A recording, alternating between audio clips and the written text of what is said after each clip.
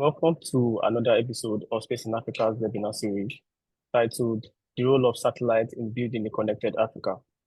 My name is Mustafa Iderawu, a senior analyst at Space in Africa, and I'm truly honored to be your host today. So our focus on today's topic is very simple.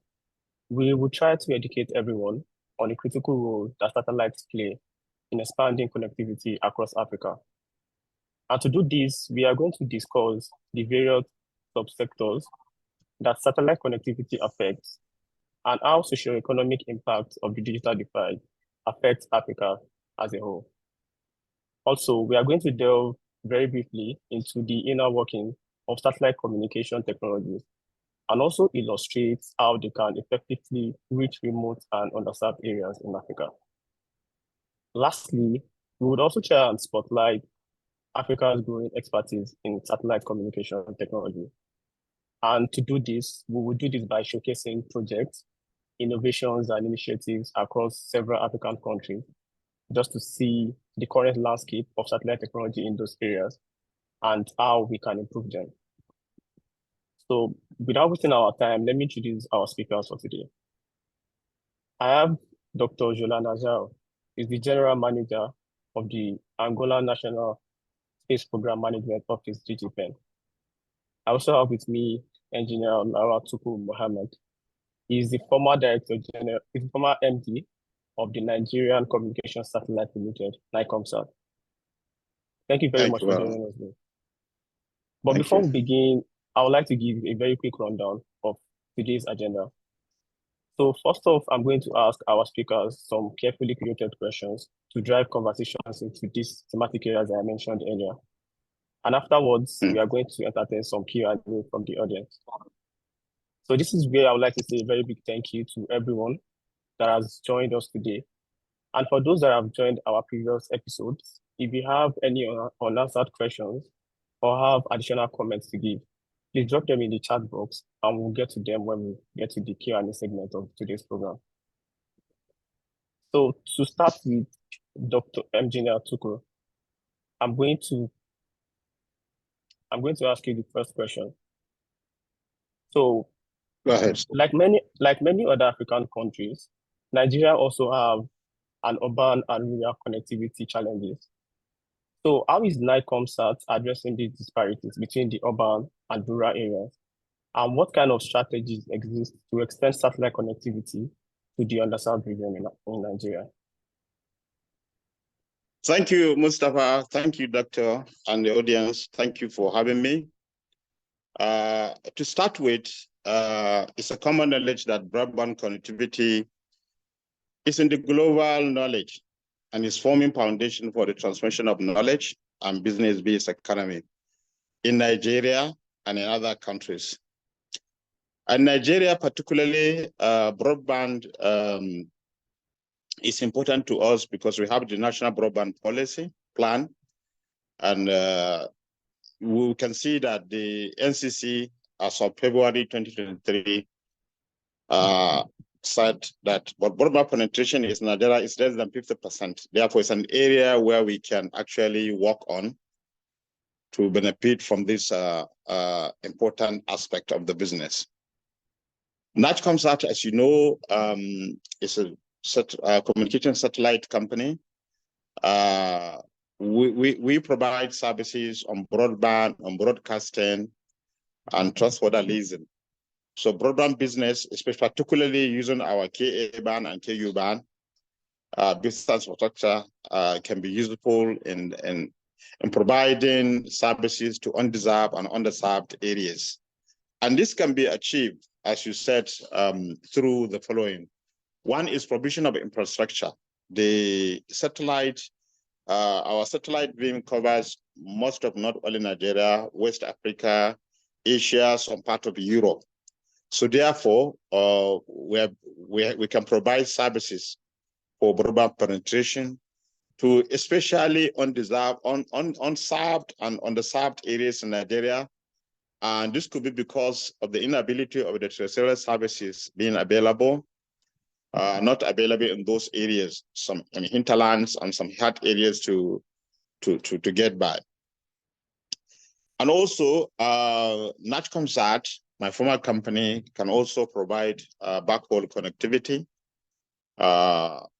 such that local networks can be provided with such facility so that connectivity can be enhanced.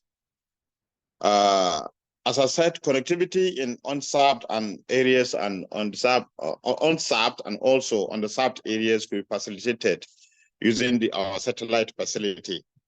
I have already explained the importance of the socioeconomic importance of connectivity, especially broadband, for business, for science research, and for the economy. Financial sector, in fact, including blockchain, big data analysis.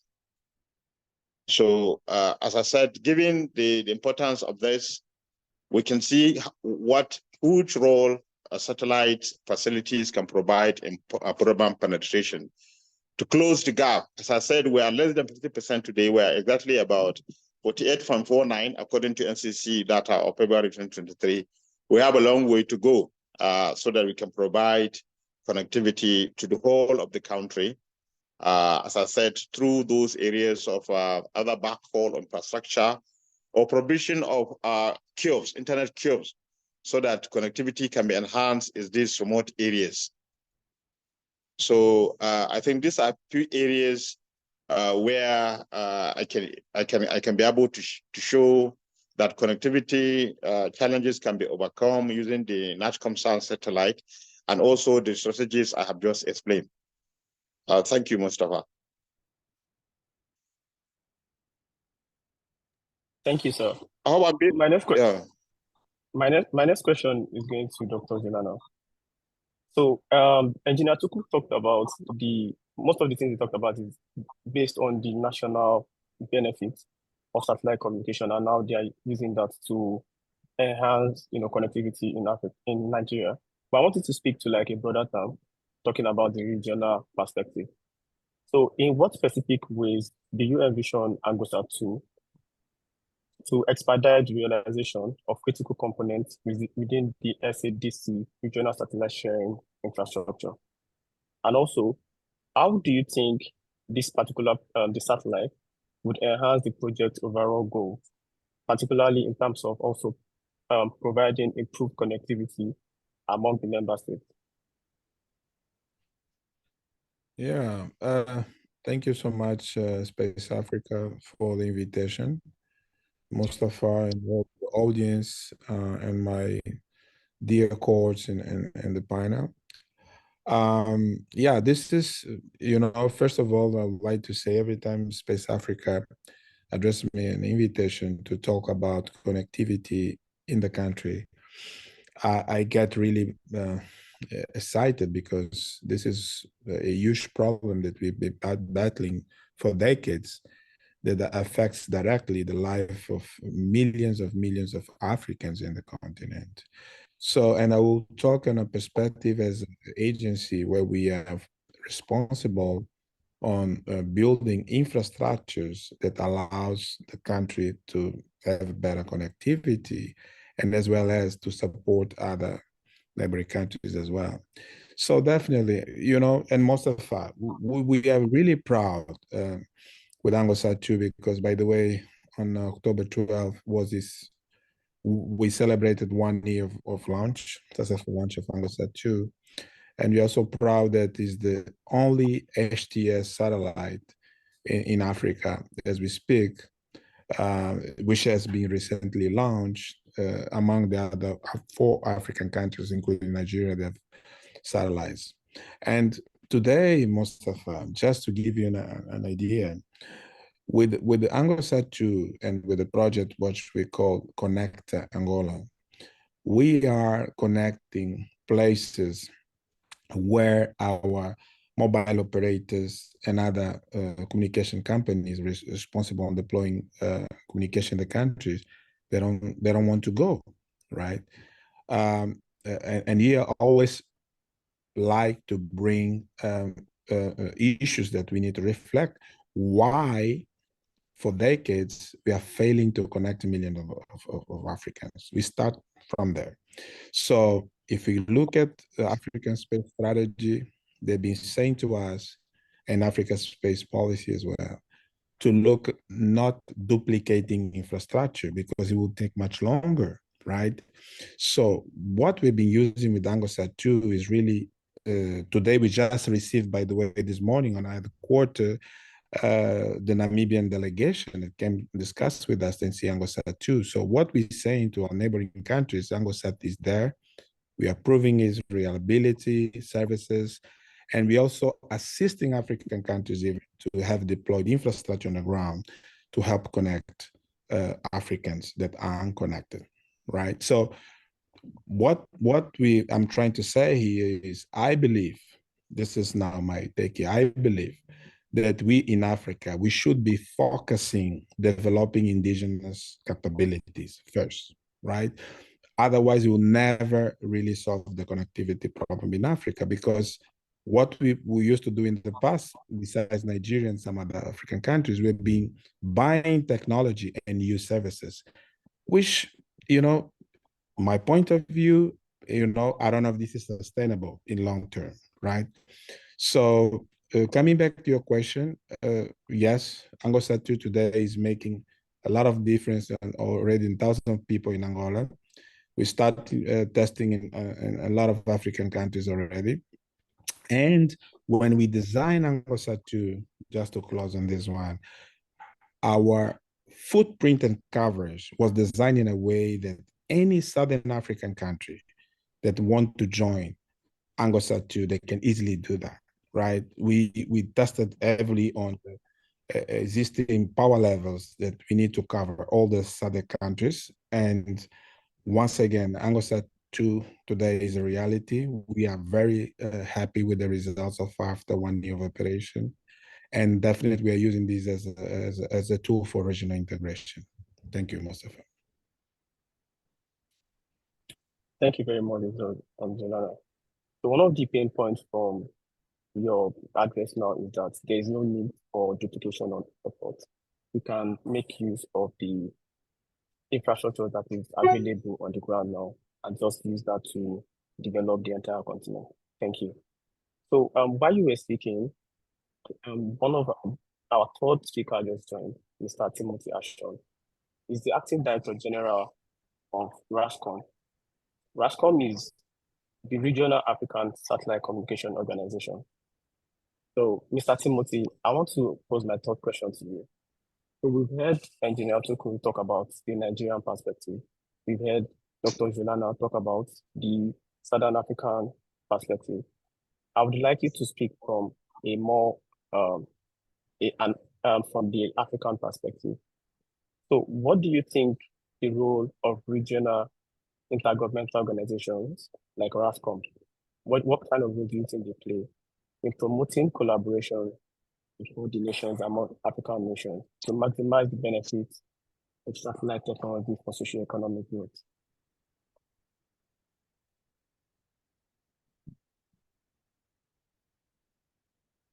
Mr. Ashton, can you hear me? Yes, hello. Yes, Mustafa. Good afternoon to you all. Can I please hear your question again, please?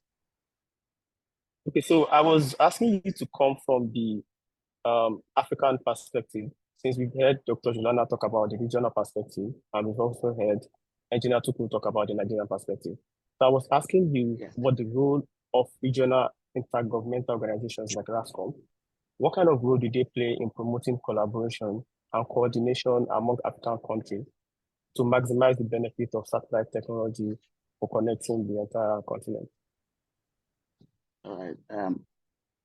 Thank you very much, Mustafa. And first of all, let me also thank you, my other panelists, Dr. Zulana and my colleague, audience at large. I'm in transit, so I'm in mobility, but I will still speak to that.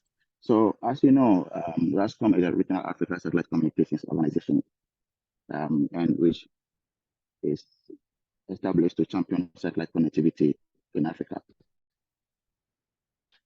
And one of the things we put in place is you don't have to reinvent the wheel. Currently, we have one satellite in space, which is being used by over 20 African countries, as well as some countries in Europe as well. Now, we know satellite connectivity or connectivity issues in Africa is very challenging, despite the gains we have made in internet connectivity as a whole. But this is mainly based in the urban areas, leaving the rural areas unconnected. Therefore, RASCOM as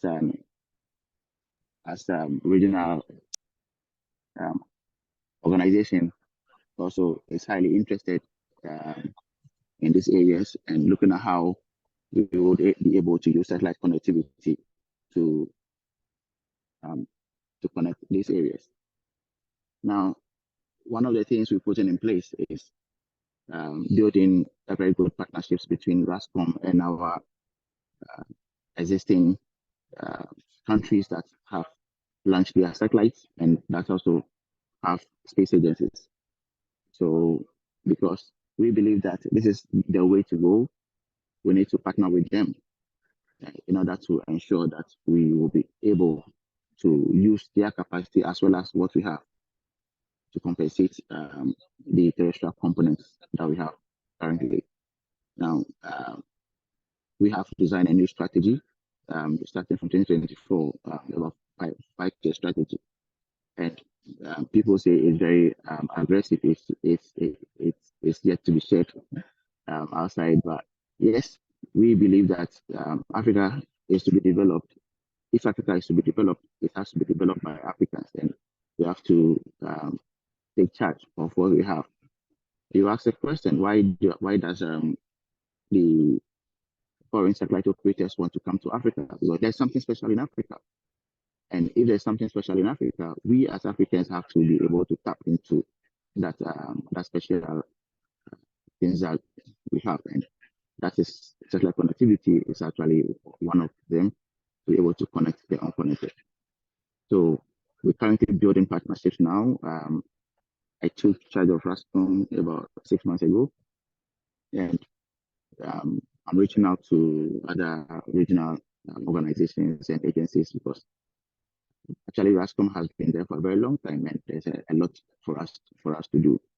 So yes, we are in operations with the current satellite we have, and we are also liaising with other satellite operators, just like AmgoSat and just like NICOMSat as well, and as well as other countries that have also developed their satellite infrastructure, and these all have to be used by Africans to be able to compensate to the terrestrial that we have to extend connectivity to the rural areas. Thank you very much. Thank you very much, sir. So because of our limited time, this is to the participants. If you have any questions that you want to ask any of our speakers, please put them in the chat box now. So we are going to the last round of questioning before we move into the Q&A segment. So kindly drop your questions so that I can move quickly through them. So my next question is to you, Engineer Mohammed. So, given the importance of space technologies in education, so can you elaborate also on NICOMSAT's initiatives that aims to promote STEM education and capacity building in Nigeria? And how does this initiatives, how do they align with the broader goal of bridging the digital divide in Nigeria? Thank you, Mustafa, and thank you, Mr. Zolana and Timothy. The conversation have been instructive. NICOMSAT have been recently in deep conversation with the Committee of Vice Chancellors of the Nigerian universities. This is to enhance tele-education. NICOMSAT to provide connectivity for communities so that they can receive a great experiences in terms of education. As we know, movements in Africa, particularly Nigeria now, is difficult for security reasons, for cost of fuel, and some other logistic problems. So providing education to people at their comfort zone will actually provide score for those hardship, and more importantly, afford them opportunity to interact with the global world when it comes to education. So we're working with my former company, NatConsult, working with the Committee of Vice Chancellor, also in conjunction with the Federal Ministry of Education. So the opportunities are there, and I'm sure it's going to be a game changer. And one of the things NatConsult also is doing currently is to adopt some schools, some young schools, children, to be our mentees, so that we can give them experience, give them exposure in space technology and satellite technology, through encouraging site visit and also some career talks in their schools. This we believe is important in terms of facilitating education and getting knowledge across. All right. Thank you very much, sir. Other things NECOTA is engaging is about through sessions like today, where we discuss, we rub minds with intellectuals, we can be able to learn from them, we can be able to synergize. Hearing Zolana and Timothy speak, I believe that we can do better when it comes to Africa in terms of having a common agenda, not only waiting for WBC meeting and ITU meetings. We need to have some background conversation among us so that we can see how we can promote our interests. I was in France, and Zolana, your colleague, was there. He spoke to us. I wish we have had conversation before our different panels, because we could have shared, I can see some synergies between us. So thank you, Mustafa. Thank you, everyone, for being here. We'll always be here to learn and also to share our knowledge and also our foresight on how we can promote satellite and space technology. Thank you. Thank you very much, sir. So my next question is to you, Dr. Zolana. So as we are all aware, building the digital divide does not only involve satellite technology development, but it also involves like critically taking charge of creating a conducive environment for innovation to grow. So what would you say is the purpose of GGPEN in supporting tech startups in Angola? And what role do you think these startups also play in the broader goal of enhancing the satellite connectivity in Angola and Africa generally? Oh my God, Mustafa, you just asked me that is our highest priority at the moment in our agenda, because as you all might know, and thank you so much for my colleagues from the panel as well, and Timothy, and you know, he's doing a tremendous job with Rascom since he started. Our priority is really, we need to reinvent ourselves as space agencies, right? I just spoke this in Paris in WBSW event that was there last month. So because now today is the private sector running the space industry, right? It's not governments anymore. This concept of having government spending millions of dollars to fund the space sector is outdated, right? Of course, we have to be realistic on what is going on to Africa, but we need to start somewhere. We have a mantra in GGPN where we say, no excuses, small steps every day. And what we just did on the World Space Week, we invited some of the biggest startups from Europe, especially from France. Actually, we just invited Aerospace Valley. They integrate more than 800 startups all across the Europe. We invited them to come to Luanda. We also invited some Portuguese startups, and they sat with our startups in really to find the right business models. This is what I think we Africans has to discuss. We need to come up with our business model, not to import the model from Europe, from Asia, and this is what we do. I think the first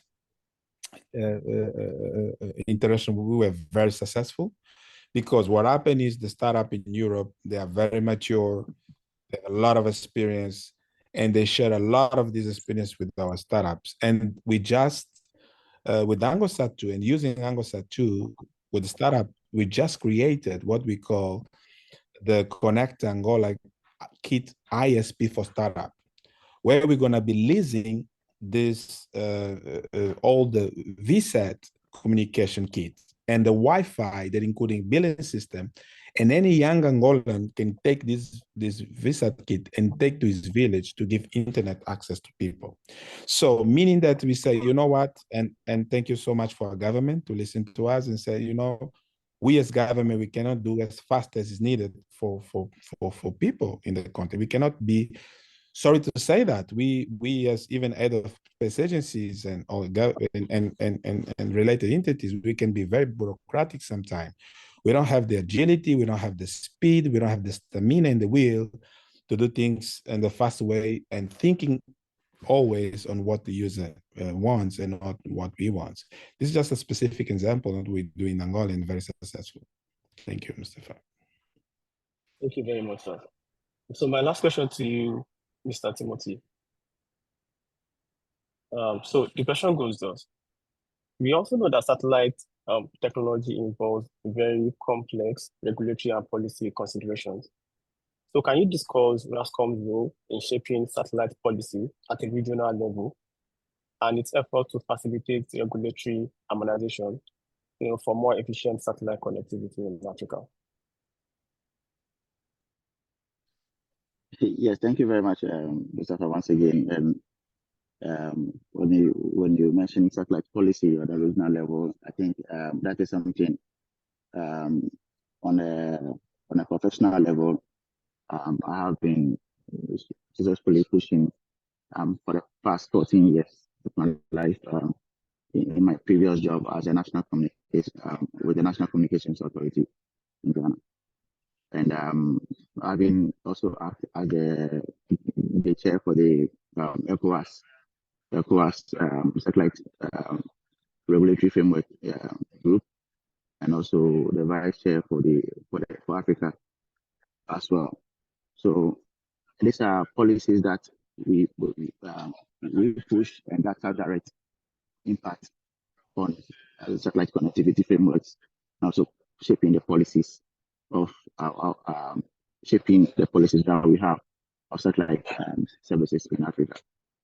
Now, it's very important for us to also note that this goes a very long way to help our various space agencies in terms of the orbital positions that we have. Currently, we have a lot of challenges as Africa because we have a lot of foreign satellites taking over our the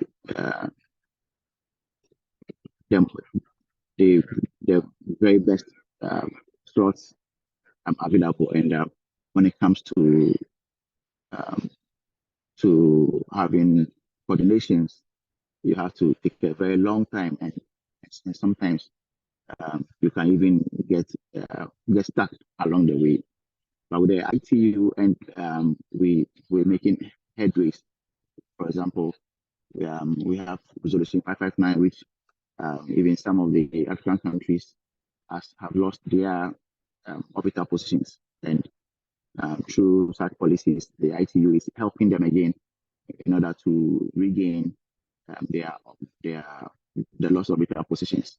So these are also things in place that, from the ATU, from the African perspective, we are also helping to push out there. Now, as we are moving to the World Radio Conference as well next month, that is in November, there are a lot of policies that we are pushing for Africa, and I think as United Front, as we push, and no country has to work in isolation. Just like my brother from Nigeria said, no country has to be working in isolation. If we work in isolation, we always stand a chance to be defeated. But when we put our eggs together, we come together, we form a very formidable force, and we are able to fight and be able to push the policies that we feel that it has the ability to shape our country. Then again, let me also put it this way: nobody has the interest in Africa more than we from Africa. And if Africa has to be developed, it relies on us to do that. And that is what we have to always have in consideration. So the policies and everything we put in place have to favor the people that we are pushing the policy to. Thank you very much. Thank you very much, Mr. Timothy. So we'll go to the Q&A session now. So Dr. Zulana, I have one question here for you. Actually, more like a two-in-one question. But then you spoke briefly about the first one, so I'm just going to make them together and have you answer them in 2 minutes or thereabout. So the first question is about the key gaps that we have right now that is limiting Africa from enjoying the benefit of satellite technology. So, like, what are the key gaps and how can we close them? And the second question is towards the kind of training schemes and models that you think can be used or can be adopted across Africa to improve, developing the necessary human resources in satellite technology. Thank you. Yeah, wow. Very good questions. I think regarding with the gaps analysis and assessment, what is stopping Africans to get connected? We just came from Zambia, where we had the first African digital government transformation meeting, ministerial meeting, by the way, and was really I was very happy to see more than 10 African ministers in ICT discussing and doing gap analysis on why we are not doing digital transformation and why we are not getting connected. And the minister of Rwanda, she said something that we actually don't often discuss about it, but she said, you know what, in some African countries, by the way, we have enough coverage, but the problem is in access of people, right? So, and then we discuss how do you solve this access gap, because people are low incomers in most of regions, they don't have money to buy it. And then when we're inviting private sectors to come to our countries to put, for instance, a factory to build smartphones to give access to people, even if government is trying to subsidize and doing a partnership with these private companies, we're still selling more expensive than what is imported, right? So, and what governments really said is that we need to work in all government levels, for instance, with tax incentives. One of the ways of lowering, to make sure that when the end user terminal go to our African beloved people is on the price that can be sustainable. We're also looking for discussing about leasing options, right? Mustafa, no private sector will ever go to give access to service in rural areas for losing profit. This is impossible. And I think this is the big takeaway on the gap, right? The government needs to step in. With Connect Angola and ISP for startups, we had to do that. We are leasing infrastructure for startups that cannot afford it, right? And really help us to go there and give internet access to people. I believe the gap there is here. I don't mean a lack of will, it's not that, but it's hard for African governments to decide if I build one more hospital or to give an internet to people. So I believe we need to call the private sector, and together with changing some of our existing policies in countries, that is give incentives to the private sector to go on these regions where there is no profit at all, but it's about government responsibility to do internet access as a human right to our African people. Regarding the teaching models and capacity building models, this is something GGPN, it took us 10 years, Mustafa, since we started to be able to understand the space language, right? So this is not something that can be done microwave, to be honest with you, right? We have to go to the best schools in the world, right? We cannot do shortcuts, right? I'm being very direct here. We can be expensive later on. We have to be to the strongest school, the best school programs, and we have to get the courage to invest in space infrastructure. You can only grow with learning, knowledge about space technology if you do it. If you don't do, you never learn it. It's easier to use. Try to do it, right?